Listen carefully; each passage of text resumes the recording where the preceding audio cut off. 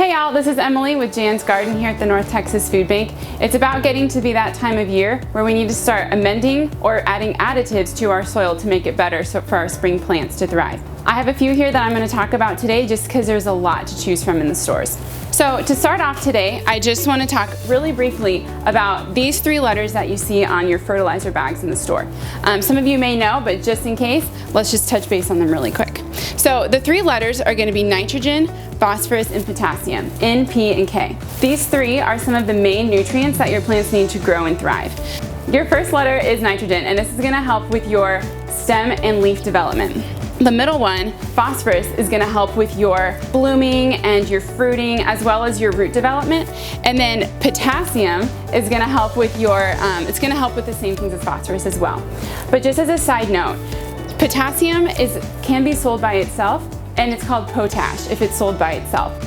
Also, these three numbers are the percentage of the nutrients inside of the mix. So you have 13, 13, 13. That just means there's 13% of all of the nutrients in this bag of fertilizer. Another common organic additive that you can put in your soil is molasses, and it comes in a couple different forms, but I have mine as dried molasses today. Now, molasses is great because it adds some what we call micronutrients. So that's like magnesium and calcium and different minerals like that aren't some of your main nutrients, but they're trace elements of smaller nutrients that the plants still need. So this is what that provides, which is really great. And it also helps add more beneficial organisms that are going to help your plants grow and thrive as well.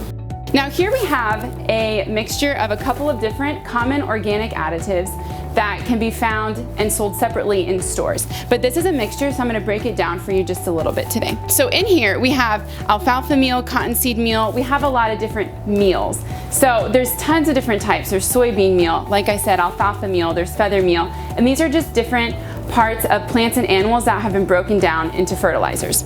And all of them are really great for your plants. But the ones I'm going to talk about today, one of them is cottonseed meal. And this is a very common one that you'll find by itself in the stores. And cottonseed meal is really great for, it's a slow release fertilizer. So that means that the nutrients that it's going to give your plants is going to be spread out over a longer period of time, which is great because your plants won't just take it up right away, they'll take them up slowly over time.